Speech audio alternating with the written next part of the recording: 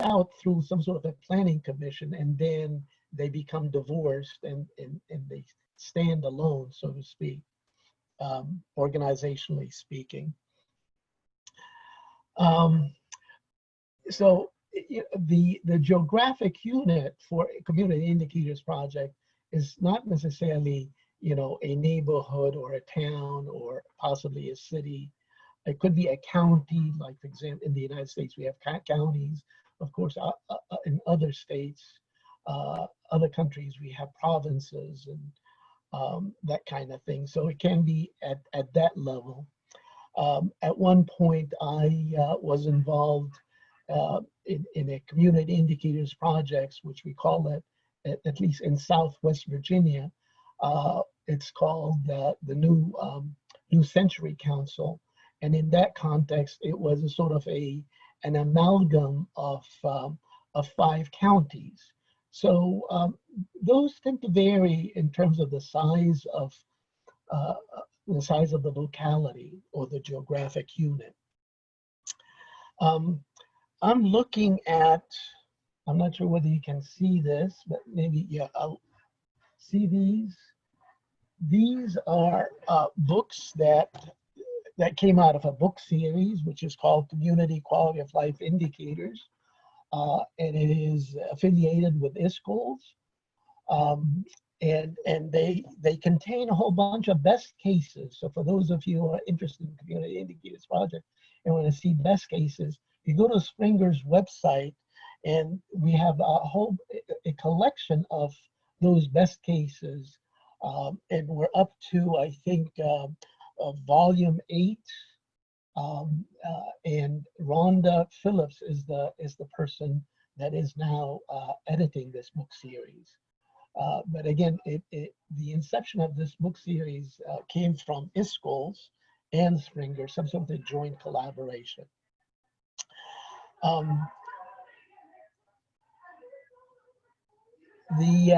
And for those of you who might be interested in looking at reports of Community Indicators projects, we have the Community Indicators Consortium, Community Indicators Consortium, which was founded back, 15 years, and ISQOLS was very much instrumental in founding this organization. And on the website of the Community Indicators Consortium, you have resources, and all kinds of resources. And one of those resources is a listing of all the Community Indicators projects, and literally they are publicized within that website. So again, it's a wonderful resource to use. Okay, let's see if we can start talking about those theoretical notions. Now, in the context of Community Indicators projects, they are mostly driven by what you call a bottom-up process. What do we mean by a bottom-up process versus a top-down process? A bottom-up process is when you have a bunch of people getting together, essentially assigned from the Planning Commission and organizations within the community that are interested in monitoring the quality of life in their community. They get together and they have different ideas and different political agendas, actually. And they say, okay, well, we want to monitor the quality of life of the community, and we're going to do it this way. So it's a sort of based on some sort of a stakeholders. We have a bunch of stakeholders from the media, from education, from the town or the county or the city administration. We've got hospitals and on and on. There's so many stakeholders within the community, and they bring in those stakeholders, and different people have different ideas. And it's a bottom up in the sense that now the challenge is to bring those ideas together and says, okay, this is what we want to measure in terms of community quality of life. So the ideas to be very varied and tend to be very politically charged. Um, so this is what we call a bottom-up process. What I'm trying to do this morning, or whatever the time zone is at your end, is to talk about what you call a top-down process in which some of those indicators projects can be guided by good theories. And we need to understand those theoretical notions. As you can see from this slide, you know, I'm going to be talking about 1, 2, 3, 4, 5 different theoretical notions or theoretical concepts that are very much embedded and well established in the literature of community quality of life indicators. And if we understand those concepts, then we'd be able to do maybe a better job bringing those theoretical concepts to guide the formulation of those indicators at the community level. So we're going to be talking about concepts like personal utility and opulence and just society and human need satisfaction and sustainability. These are the ones that are grounded in the literature. And we know exactly what they are, and if we understand them, then we would be able to do a much better job of formulating and establishing those community indicators projects. Okay, well, let's start out with the first one, which is the concept of personal utility. And the idea there, the basic premise is that a community rated high on quality of life dimensions is a community that has conditions and services that satisfy the needs of community residents. So I have a graph that shows you that community quality of life is a psychological phenomenon based on residents' perception of community quality of life at large, and the global perception of how residents perceive their community quality of life is essentially it's driven by two things. One is the residents' evaluation of community conditions. Again, the emphasis on conditions versus services.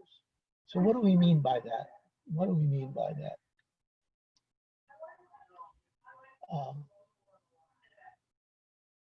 Hold on one second. There's quite a bit of noise upstairs, and I'll try and get them to stay quiet.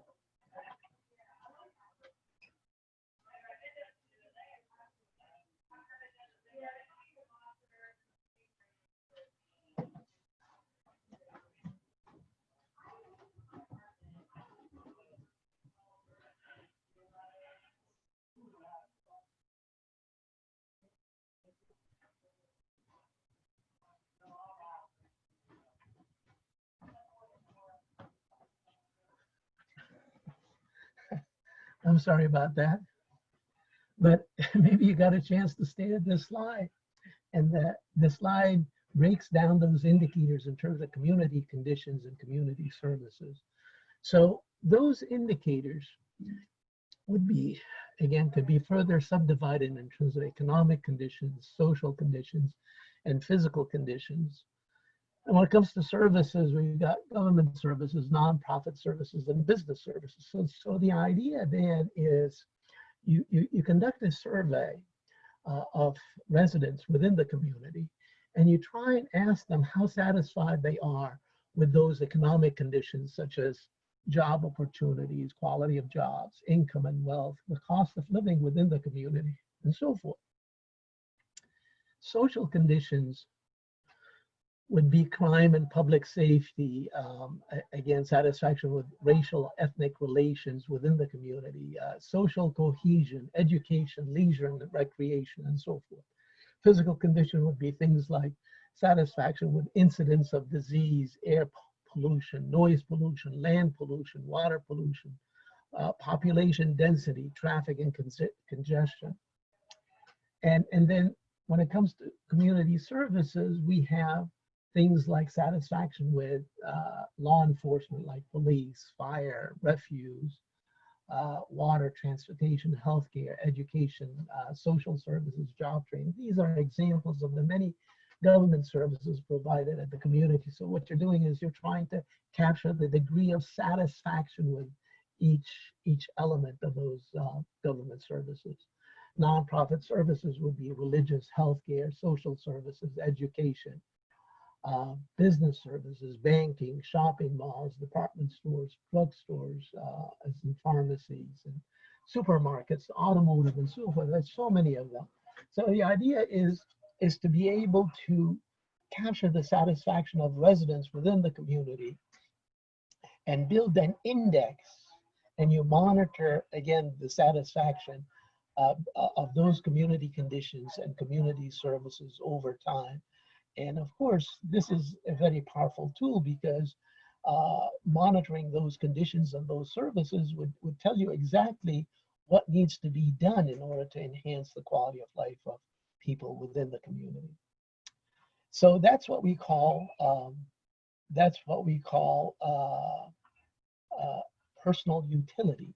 So again, there are a whole bunch of metrics out there based on this concept, and this is how we usually do it at the community level in terms of building those indicators. The second concept is opulence. Opulence, it deals with wealth, richness, capital. So many community planners believe that their basic mission is essentially an economic development type of mission. This is because economic development is the foundation for social development. When community achieves satisfactory levels of economic development, social development follows. Well, which makes a lot of sense, at least from an economic development perspective. Therefore, community indicators projects guided by the opulence concept collect data on economic indicators such as household income, unemployment, type of jobs, quality of jobs, cost of living, poverty, and homelessness. So community quality of life then is essentially driven by the concept of economic development, which in terms of indicators, the ones that are most important, at least from that vantage point, that theoretical concept, would be things again like household income, unemployment, type of jobs, quality of jobs, cost of living, poverty, and homelessness. The concept of social justice is a very different animal that guides community indicators projects, as you'll see how it is conceived. Many community planners and indicators researchers develop community indicators projects guided by the implicit notion that community quality of life is a community which its residents enjoy a high level of social justice. And let me emphasize social justice. Now, what do we mean by social justice? So society is considered just. Yeah, you talk about social justice. Just if two distinct principles are met. The first principle of a just society holds when there is equality in the assignment of basic rights and duties. Again, let me repeat. The first principle of a just society holds when there is equality, emphasize equality in the assignment of basic rights and duties. The second principle of a just society holds when inequalities are justified to benefit the least advantaged members of society. Now, let's try and further understand what do we mean by these two principles and how these two principles can guide the formulation of indicators, or at least the selection of indicators at the community level. As you can see from this table, you have two columns. One is equality in basic rights and duties, and the other one would be inequality to benefit the least advantage. So the idea is to make sure that everybody is treated equally. But if there should be inequality, it should be to the benefit of the least advantaged. Like, who are the groups that are least advantaged would be children, women, minorities, the poor, and the disabled. Now, of course, in any country, those are likely to vary, especially in terms of minorities. And in some cases, whether women are disadvantaged, in many countries, women are much more disadvantaged than others. And therefore, again, this is, yeah, I wouldn't say a universal way of classifying disadvantaged groups, but it is accepted by most scholars that are involved in community well-being. So if we embrace this concept, let's go back to the equality in basic rights and duties and how we come up with those indicators based on this principle of equality.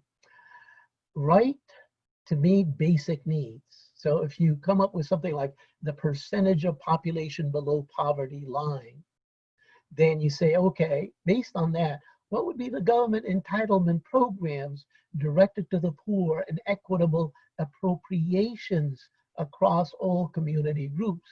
You know, so if you have a bunch of different classes of people, like for example, especially minorities, then are these government entitlement programs distributed equally and fairly? So, you know, the idea of fairness is very, very much embedded in this, in the formulation of those indicators. The same thing with right to safety. Again, if we focus on something like crime rate, then you say government programs and expenditures to combat community crime and equitable appropriations across all community groups, meaning that, again, whether the police, for example, are protecting only one class of people and not everybody equally.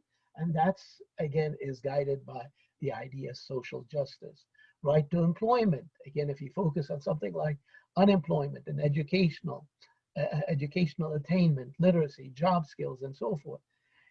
Whether, again, there are programs that are appropriated equitably across all classes of people within the community.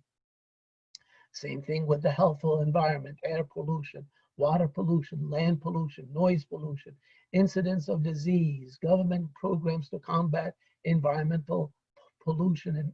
And again, the idea is that equitable appropriations across all community groups. Same thing with taxes. Now, this is the duty. We're going from rights to duties. And in this context, we have duty to pay taxes, measures of corporate welfare. We can have indicators of tax evasions.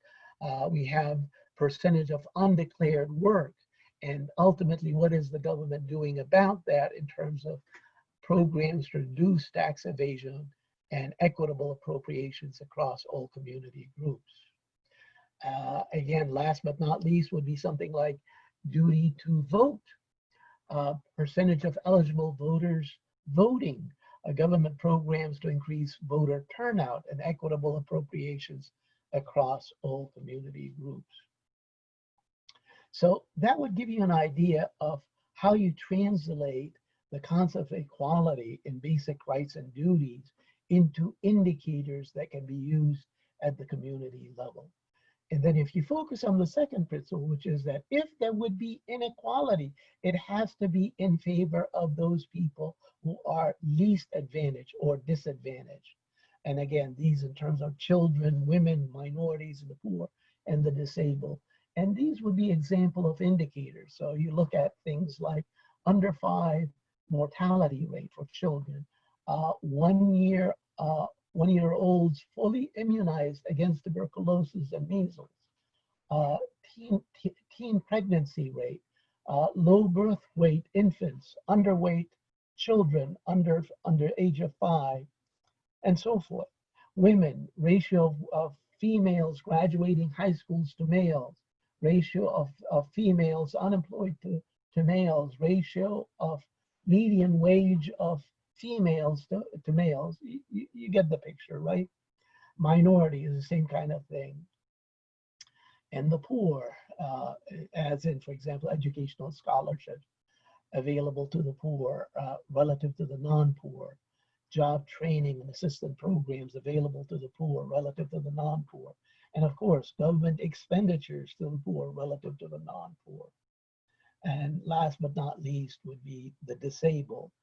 Things like ratio of disabled graduating high school to the non-disabled, ratio of disabled unemployed to the non-disabled, ratio of median wage of disabled to non-disabled, educational scholarship available to the disabled relative to the non-disabled, on and on. And ultimately, it goes to, again, government expenditures to the disabled relative to the non-disabled. So that sort of gives you an idea of how the concept of, and we go back, the concept of social justice and how it's broken down in terms of those two principles can be implemented, guided by, again, the theory of social justice. I think this is the last one, the concept of human need satisfaction. This is a very popular concept.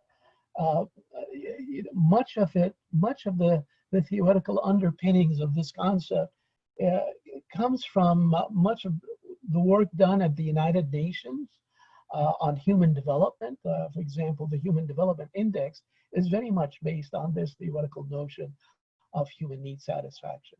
So let's try and understand it a little bit more of how community indicators can be formulated. It should be formulated based on this theoretical notion.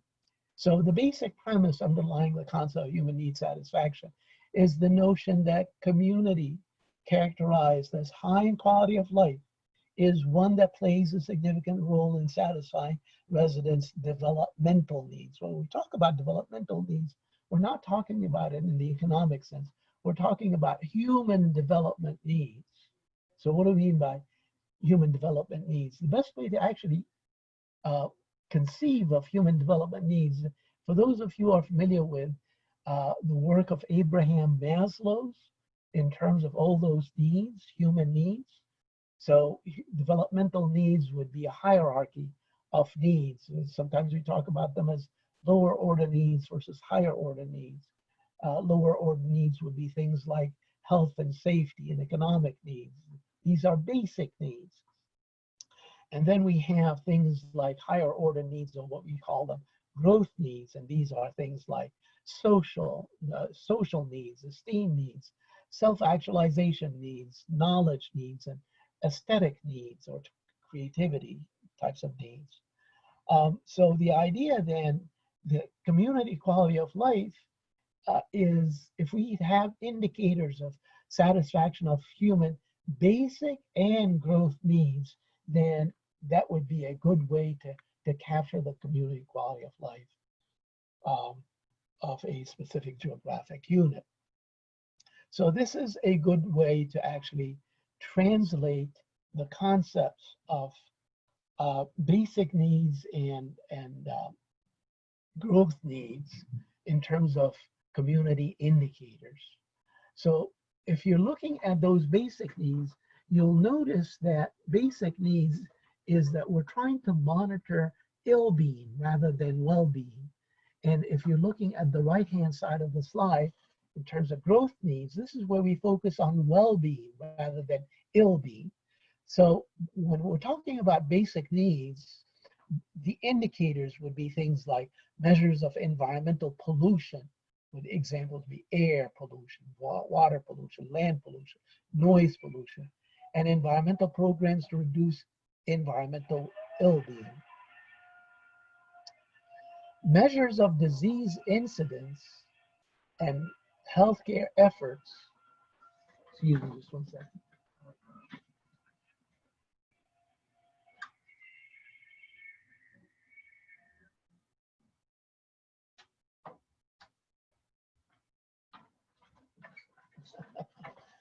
Excuse me again, it's noise coming. You want to talk about noise pollution. Excuse the pun. Measures of disease incidence and healthcare efforts to reduce health-related ill-being. Notice again the emphasis is on ill-being. So again, you know, in any community, you need to monitor health-related ill-being, and again, disease incidence would be the core concept there. How about safety? Again, the idea then is crime and safety and law enforcement programs to reduce crime and enhance public safety. Again, the emphasis on basic needs, i.e., again, reduce ill-being rather than focusing on well-being. Housing conditions and community programs to meet housing needs. Measure of unemployment and community programs to reduce work ill-being. Poverty, unemployment, poverty and homelessness, cost of living, community infrastructure, population density and crowdedness, illiteracy and lack of job skills. Oh, see, notice all of these are basic needs. So the focus is that if we don't monitor, those levels of basic needs, then and the community is likely to dwindle into, again, states of ill-being. But then if you're focusing on growth, this is where the concept well-being becomes imperative.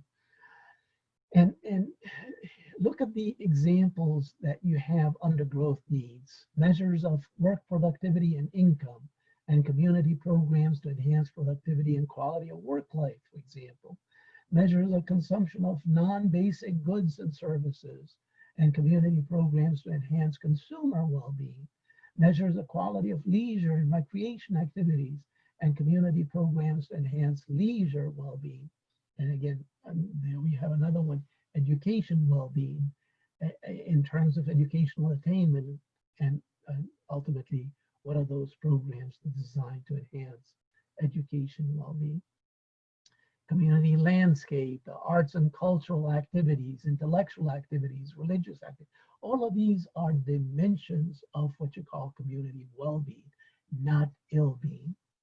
So this is, again, a concept that has quite a bit of merit and is used at the community level to guide the formulation of community indicators of quality of life. Oh, I'm sorry, I thought that was the end. We have another one, which is, of course, sustainability, and that is a very also important concept. But you'll notice that in terms of the concept of sustainability, the emphasis is on the environment. But many of the people that are involved in the sustainability movement have sort of extended and broadened the concept of sustainability to include economic and social indicators of well-being rather than only focused on environmental well-being. So there are two sets of community characteristics that are traditionally used to capture community quality of life, namely indicators of human well-being and indicators of ecosystem well-being. So ecosystem well-being is thought of as being a very important dimension of quality of life. And this would be if you're looking at the right-hand side of this table, the ecosystem well-being as, again, the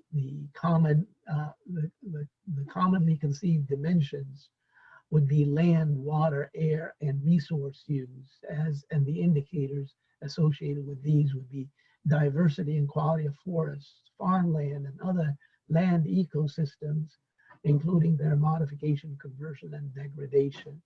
When it comes to water, again, diversity and quality of inland water and marine ecosystem, including their modifications by dams and other structures, pollutions, and water withdrawal.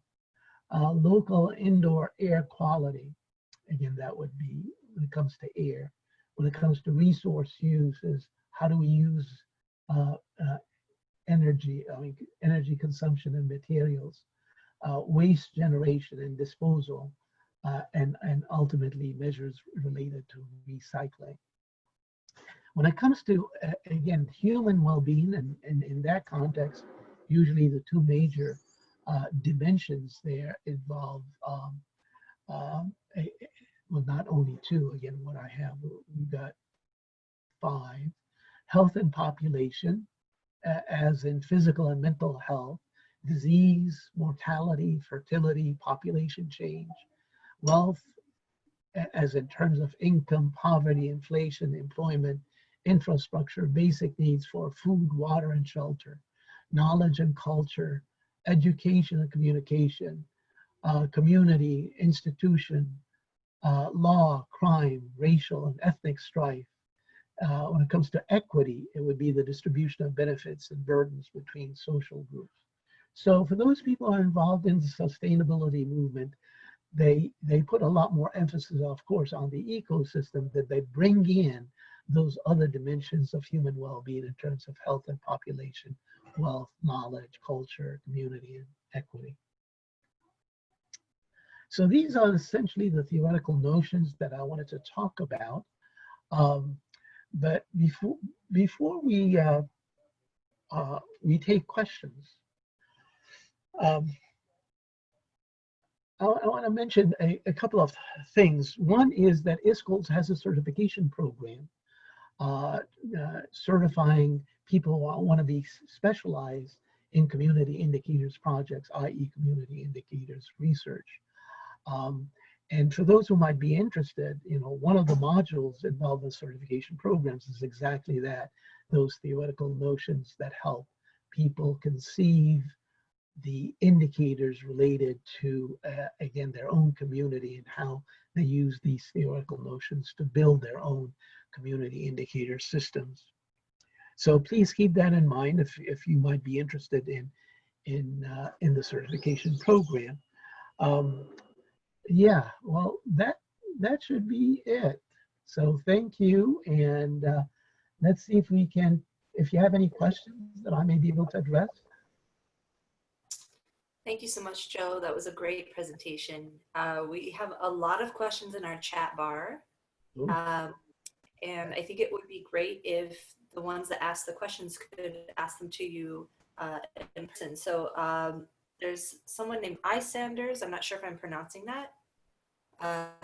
Isanders, are you still with us? Let's see if I can yes, it's L for Lanita. Oh, hi. How are you? And I don't remember exactly which slide it was to the back, but on there you mentioned there was a list that included children, women, minorities, poor, disabled. And I think thank you.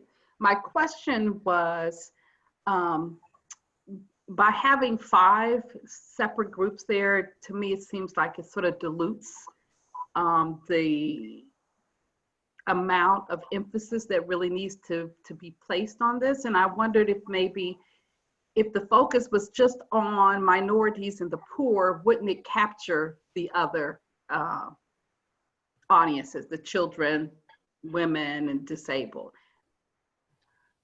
Not really. And in every community, again, the emphasis and the importance of those different groups have to be conceived within that own community. In some communities, for example, that when they have racial strife, for example, or strife between the majority and a bunch of different minority groups, then providing indicators related to those minorities, of course, would take precedence, and therefore that would be a priority compared to some of the others. So this is, of course, this is not set in stone. These are just examples.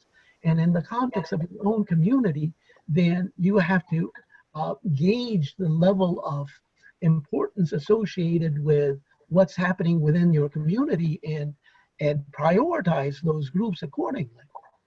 Does that make sense to you?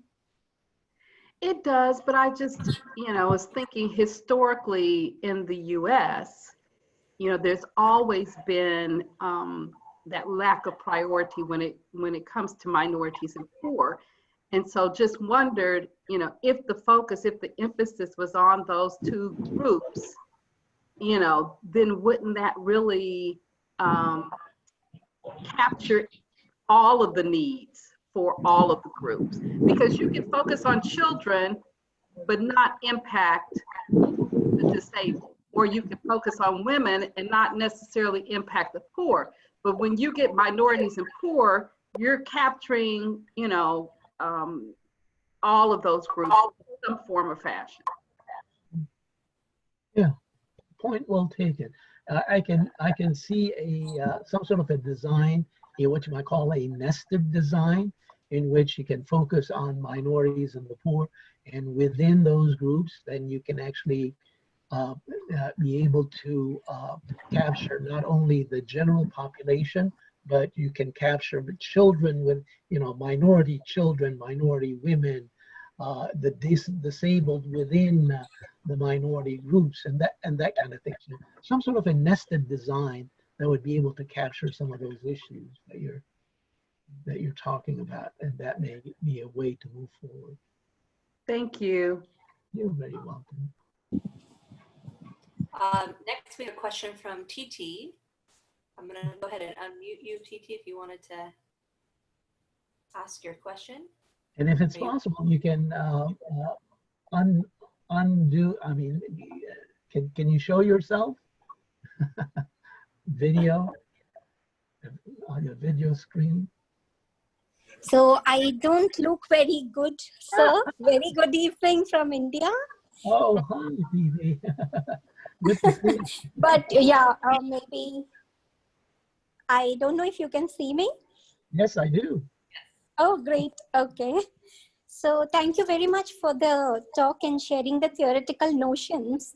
And my question is a little on the application part, because what I am asking is that this pandemic, for example, is the time when the disadvantaged, the poor, marginalized are the most affected, and they are in dire need of help.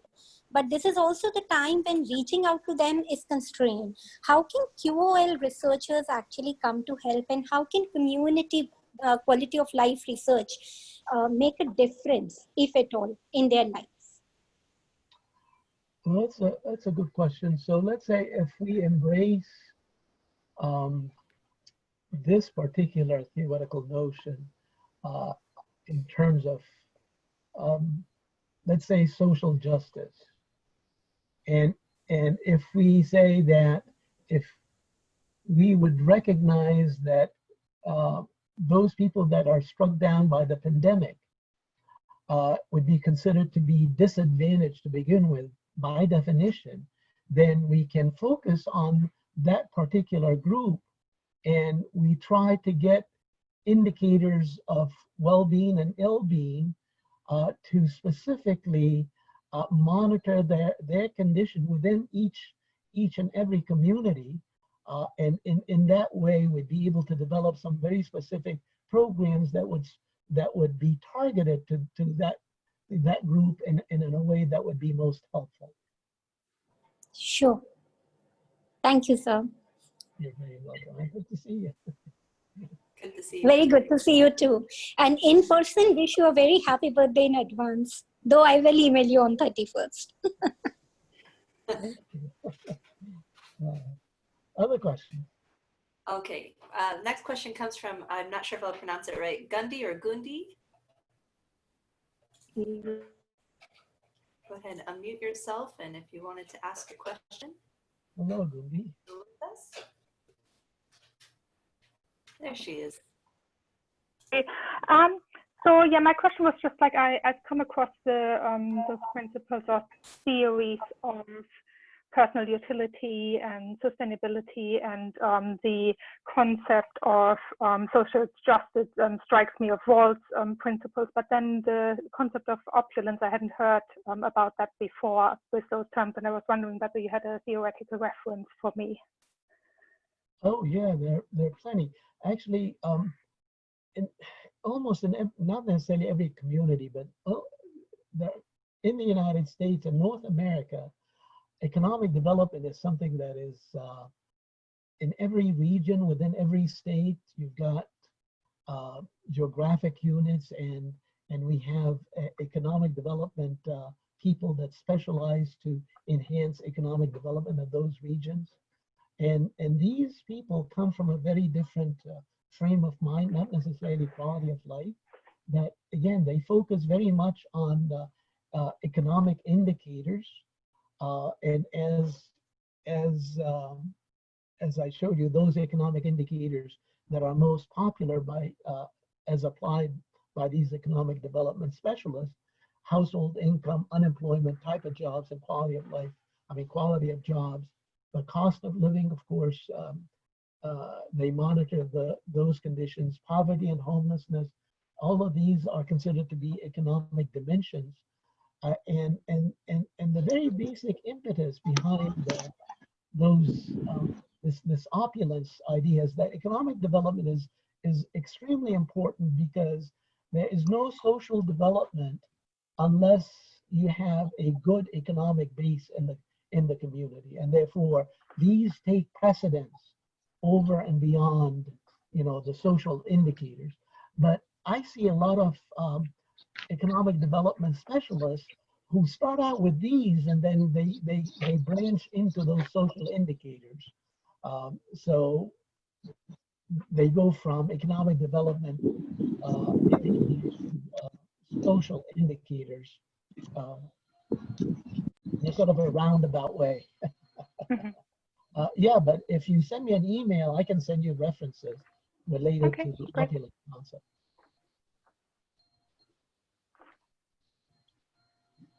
Our next question comes from Cornelia, author.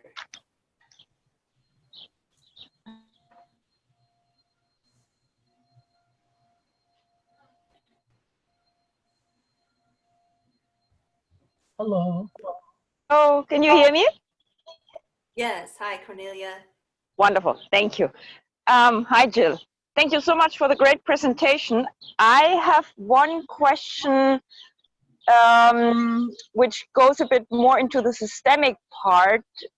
Like, are there indicators that focus not necessarily on one dimension in itself, be it material or immaterial, like mental or social services, but that go specifically to the interplay in between those dimensions?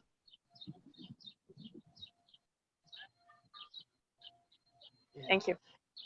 Yeah, it's a very good question. And then what you're doing is introducing a level of complexity into the indicator system, which should be recognized, but rarely applied. Rarely applied in the sense that it becomes very complex once you start dealing with the interactions between, let's say if you're looking at something like the economic indicators of unemployment and poverty, for example. If you come up with some sort of an index that would take the compounded effects of unemployment and poverty and measure that, well, yes, absolutely, and that should be done. But that is a level of complexity that would be cannot be done through community indicators projects, because many of the people that are involved in those community indicators projects, they don't have the educational background, the training type of background to deal with that level of complexity. So keep it simple. By looking at the main effects rather than the interaction effects. Yeah, and you don't think that there might be potential? I mean, I just published something on exactly this kind of systemic perspective, and you don't think that there is a possibility to configure some sort of a simple indicator system to measure at least a couple of aspects that would qualify the interplay? Which indicators would you use? There's so many. No, I'm asking. It's a real question because, yeah. Yeah. Yeah. Just to emphasize what I just said, is a level of complexity that may be above and beyond what researchers in community indicators projects can handle. And even if you deal with that level of complexity and be able to bring them in, one of the most important challenges in community indicators projects is that once you put together that indicator system, you have to sell it to the public. You have to promote it to the public. And if it's not simple enough, it is not recognized by people who don't have the educational and the training background in statistics and behavioral sciences, then they will be completely flabbergasted. They wouldn't be able to follow. And therefore, you know, the whole purpose of the Community Indicators Project will go down the drain. So avoid the complexity and stick with simplicity. Thank you very much. Thank you very much. You're very welcome.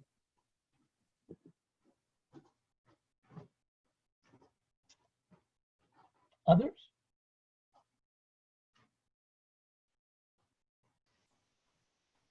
Jill, you're muted. Jill? Sorry, my apologies.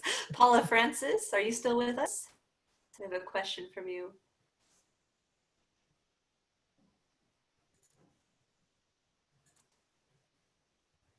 There she is. Okay. Hi, Paula. We can't hear you, Paula. We can't see her either. I can see you, but I can't hear you. Want to try again? Can you hear me now? Yes, we can. Yeah. Yes. I can see you too. Hi, Paula. Yes, go ahead, Paula. Okay, yes. I just wanted to say, first of all, Cornelia's question was a very important and fortuitous for me to come in after her.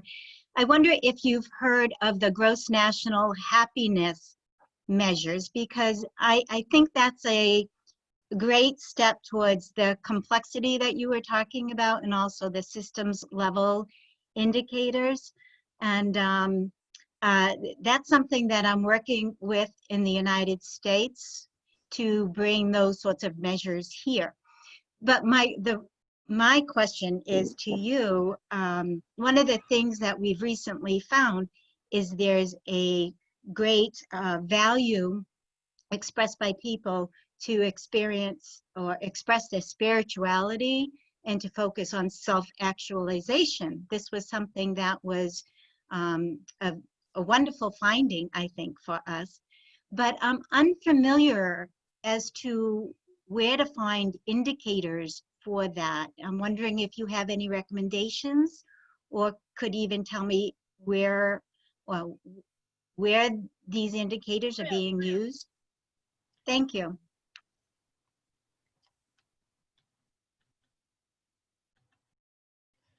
So if you look at the concept of human need satisfaction, and if you're looking at things like higher order or growth needs, so you see, for example, on the right-hand side of the table, you have indicators of satisfaction and growth needs.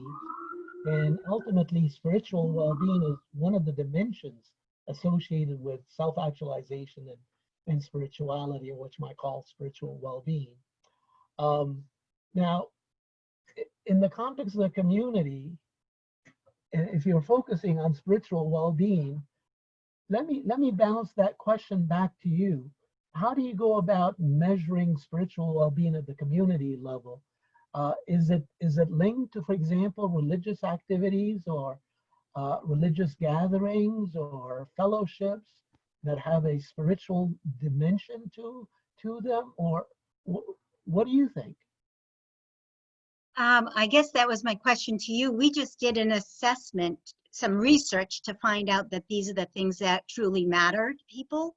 And now we want to go about measuring how well we're doing in those realms. Okay. So we can measure attendance at church and things like that, but that's not necessarily how many people think about their spiritual life. Right, exactly. I have a book that has been published back in 2012, which is called The Psychology of Quality of Life. And the subtitle of it is called Hedonic Well-Being, Life Satisfaction, and Eudaimonia. And in that context, There is some discussion on the measures and the metrics associated with spiritual well-being. And I'm in the process of revising and updating this book. And I noticed from the literature that there's a bunch of good measures of spiritual well-being. If you send me an email, I'll send you some of those references. Thank you very much. You're very welcome. Thanks, Paula. Joe, if you still have time, we have a few more questions, if that's okay with you. Yeah, that's fine. Yeah. Okay, we have a question from, I hope I'm pronouncing it correctly, Sama. Are you still with us? Hello, hi. Hi. Thanks for the talk. It's been very interesting and a great summary. I guess I think it is important that projects are explicit about which theoretical notions they're driven by. But I guess my question is, do you think that these theoretical notions are mutually exclusive? I mean, should projects kind of approach this with a clear sense of which theoretical notion they're coming from, or is it okay to mix? And I guess also I'm imagining that in many contexts, different stakeholders will be coming at things from different perspectives. And then actually just quickly to Cornelia's question earlier. I wrote a message on the chat board, but I can see that Cornelia's walking, so maybe she won't get a chance to see it. But one type of indicator which is an interplay between two dimensions are efficiency indicators. So an efficiency, so for example, when I was working at the New Economics Foundation, we developed the Happy Planet Index, which is an efficiency measure. It's ecological efficiency with which countries achieve happy, healthy lives. So that is one kind of interplay sort of systems indicator, but I think there probably are other kinds as well. So anyway, back to you, Joe, please. Sameh? Yeah, very good. You say it even better than myself. So. Well, because I speak a little Arabic too. Yes, absolutely. So what you're suggesting in terms of some sort of an amalgam or a mix of these different theoretical notions, there's absolutely no reason not to do it. As a matter of fact, if you recognize that different people in terms of different stakeholders have they come from different theoretical vantage points. Let's say, for example, if you have people in an environmental group as one stakeholder is very much likely to have a philosophical embeddedness in sustainability, for example, as a theoretical concept.